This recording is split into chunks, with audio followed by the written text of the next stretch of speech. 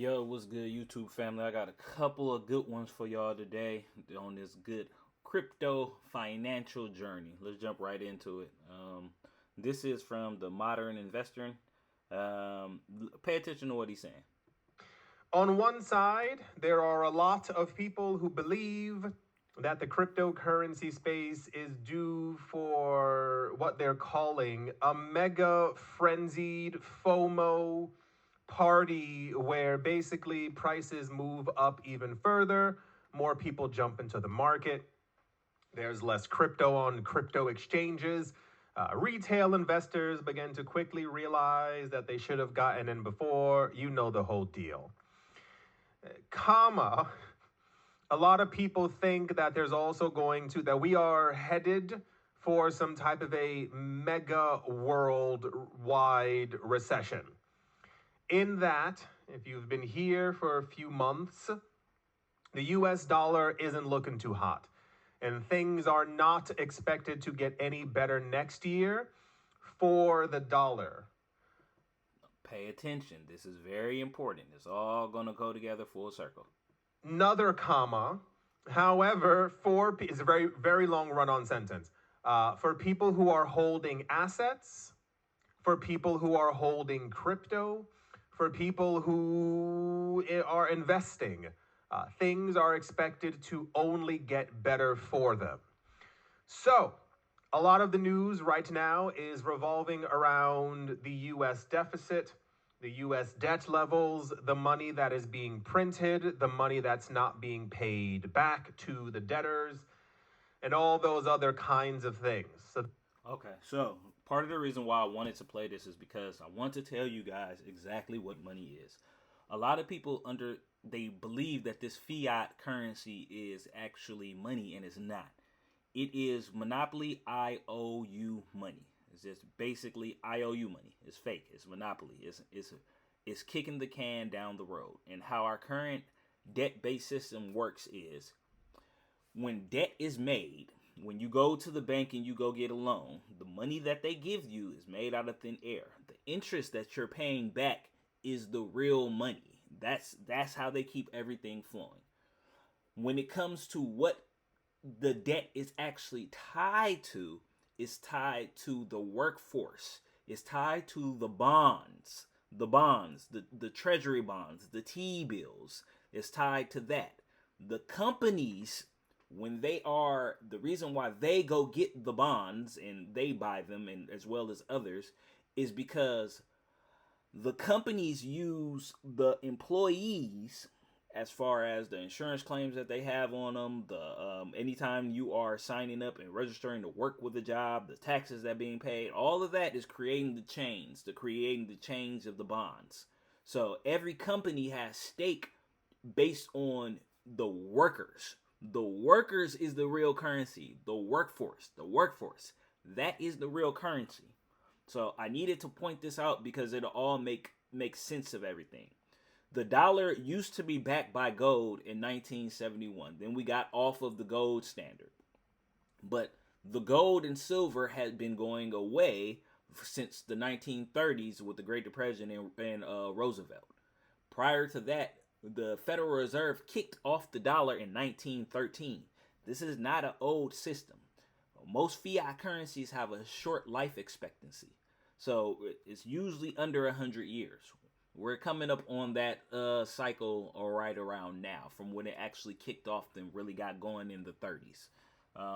So I'm going to bring it to this next part to bring this full circle again. Well, I guess a couple other parts actually. Hang on, give me 1 second. National Budget Office, and there's a little chart right there. Wow, how fantastic. The interest in the US debt is projected to exceed $1 trillion in 12 months for the first time in history, causing analysts to expect a 127% debt to GDP ratio for 2026. Such fiscal stress raises doubts about confidence in the US's ability to repay its debt, as investors worry that the government will need to inflate or otherwise devalue the currency. If you don't, and I mean, once again, I'm not an economist, but the last 10 years have served me well. The way that it works is you take out debt, you put debt against yourself, against the country, what have you. That money has to be paid back. This is debt. Do you know how you pay it back? You print more money. Yeah. So when you what was it? The current debt levels are like $38 trillion. It's going up by because it's just kicking the can down the road. That's what they do. It's a fake game. I think $6, $7, $8 billion per day, and that's like the minimum because we don't know what else is going to be falling on top of it in the near future. So the money has to be repaid, and the way you repay it is by printing more money. Seems simple enough. But then the problem is that all the money that you printed before it, the currency gets heavily devalued. Remember how we were, I remember seeing people in the comment section, that's not a thing, it's not happening. Remember we were talking about, this was like in March, April, the US dollar lost 10% of its value in, I think, 12 weeks. And then that became 15%, and I assume it's now floating over 20% as we currently sit here. The problem is that the dollar keeps devaluing itself. It keeps getting worse and worse, and this is probably why we've been seeing a lot of people pushing money into crypto as of late. Those concerned.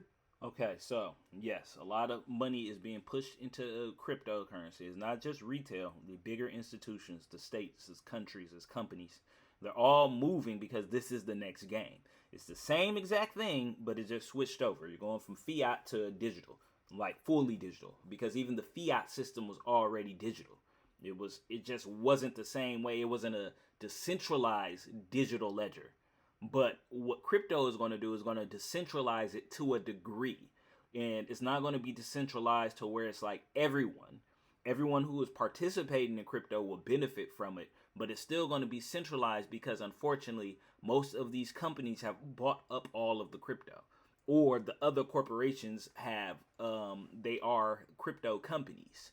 So, like, you got stuff like Bitcoin and XRP, which can be used, but it doesn't really belong to anyone. Ethereum is a good one because you need Ethereum to make Ethereum. But it's basically the old system is swapping out for the new system, and that's what this will be. Let him finish a little bit because there's still more. Intensify as 33% of U.S. treasuries are held by foreign entities. Injecting liquidity and suppressing real yields tends to drive down those holders to seek better return opportunities elsewhere, putting... Now, you remember when I said the treasury bills, the treasury bonds, they are the workforce. It's directly tied to the labor. It's directly tied to the labor. That's what it is. Downward pressure on demand for treasuries and on the dollar itself. Did you catch that? So you want to know the other really weird part? You've seen how like there's a huge amount of like desire for stable coins now. You've seen it everywhere. Oh my gosh, we love stable coins. Stable coins are amazing. Stable coins going to take over the world. Stable coin. Do you remember why? I told you 2 weeks ago. For those of you who are new here or missed it. You know Tether, right? Tether, like the company who makes the stable coin. They are currently one of the largest holders of U.S. treasuries. T-bills is what they call them, treasury bills. These typically have a very positive effect on the U.S. dollar and like the strength of the dollar. Because it's backed by the workforce. It's no longer backed by gold. We haven't been backed by gold since 1971. We're backed by the workforce. So, like I said, we're switching from the fiat currency. It's still the same thing where the debt is being backed by, or the paper currency is being backed by the debt or the workforce. They're going to digitize it to the stable coins, and it's no different than a dollar. The only difference is it's programmable. The dollar bill itself, it had one function. You couldn't program it after it was printed. It was just established like that. But the stable coins, they're going to be the same exact thing, but programmable. So it's like the institutions will have power to lock you out or, to upgrade you. It's going to be different than what you couldn't do with paper currency, but it's still generally the same thing. I need you to understand that. The only way that Tether and other stable coins are allowed to operate is by buying treasury bills. When people buy treasury bills, it shows faith in the US dollar. Therefore, more companies in the United States who want to create or have more stable coins, you do so by actually purchasing. This isn't a joke. You purchase US dollars so that every tether or every stable coin is backed 1-to-1 by the dollar.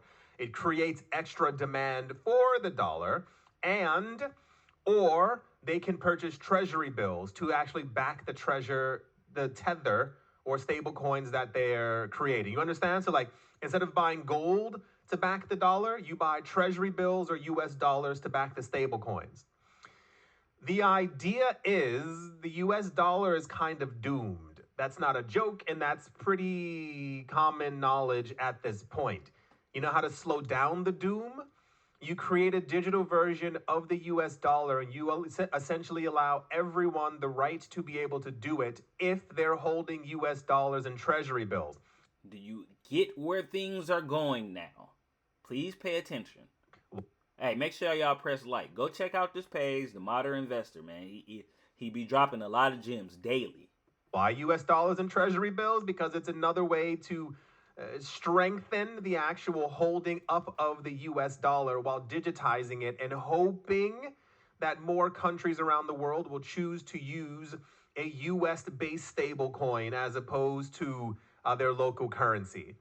So a huge portion of the reason why you've seen stable coins picking up so much this year is because the US dollar is actually crumbling in front of us. And the other way that they kind of assume that they can fix that or hold it up with toothpicks is by allowing stablecoin issuers to go from a $200 billion industry to a $5 trillion industry.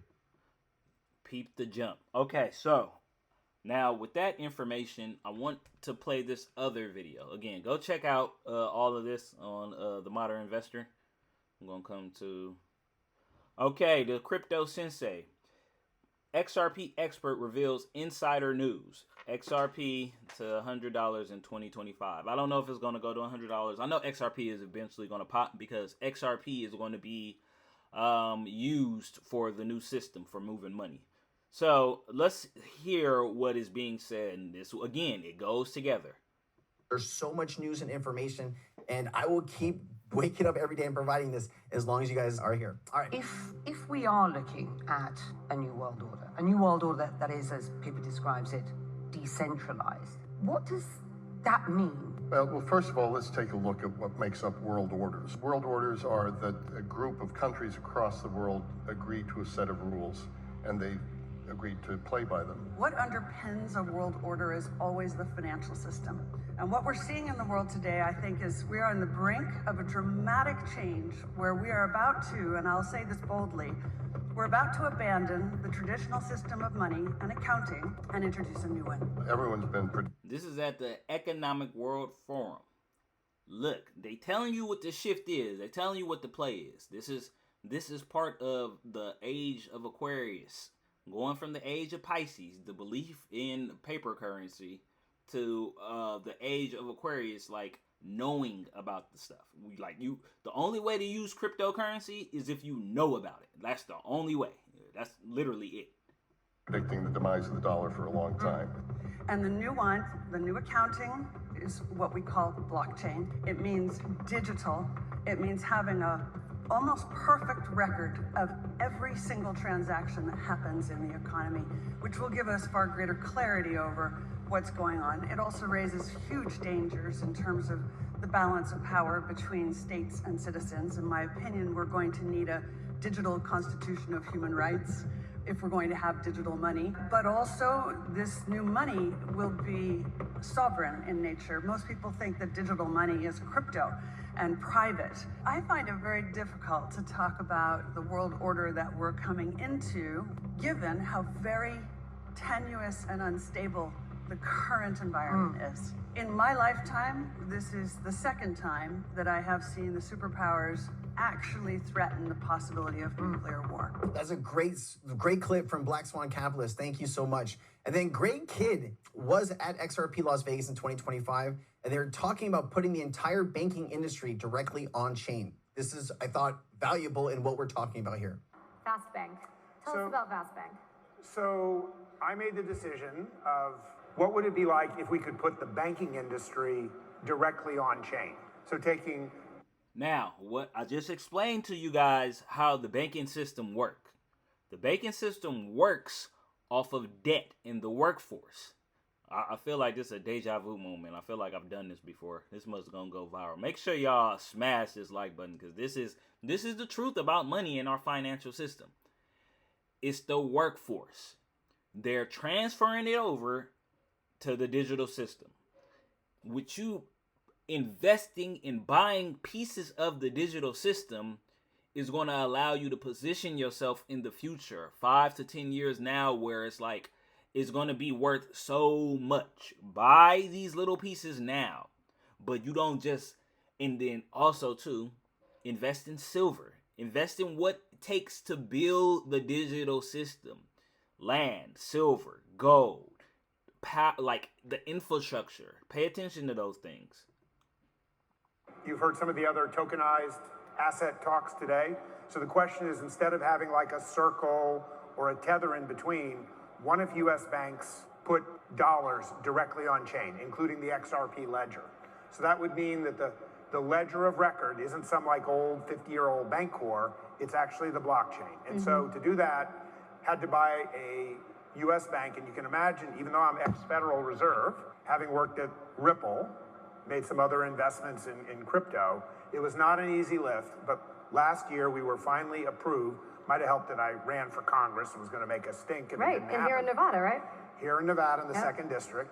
We purchased Vast Bank, OCC, nationally chartered Fed holding company, and we have one purpose, which is to put the US dollar on chain. And what that means is these are FDIC insured US dollars, complete with Reg E chargeback protections. Means if you get robbed, you get your money back, running on chain. And in particular, under the new administration with open banking and fair access, those dollars can be held by every person all around the world. So that means essentially everybody in the world has a US dollar deposit account, FDIC insured. And so I'd ask you a question. You've heard about the new 5% tax. If you're on this ledger and you're sending money from, you're here under one visa and you're sending it back home to your mom, if that money never leaves being a dollar, never leaves the country, never even leaves the bank, is that a remittance? I don't think so. I think in this new world, if everything is on ledger, including the XRP ledger, and it's just moving on ledger, what does it mean anymore to move money from one country to another? It doesn't really happen. It just all stays on ledger. And it's the XRP ledger that made that possible all the way. So, if we have to go to a one world system, whether it's good or bad, whether it's under a one world government that is trying to control us, or whether it's under a one world, system where we're actually moving, upgrading, and moving and functioning as a unit, one planet, it's things that is going to happen, and this is where they want it to go. But it's also in a cosmic plan of where it must go for us to integrate and start to work with other systems, other planets. This is going to happen. So you either going to get with it early or you're going to get with it later, but you're going to get with it. So that's what I got. Make sure y'all like, comment, and subscribe. Tell me what y'all think about this. Go check out Crypto Sensei. He be dropping some heat. All right, love y'all. Catch y'all later.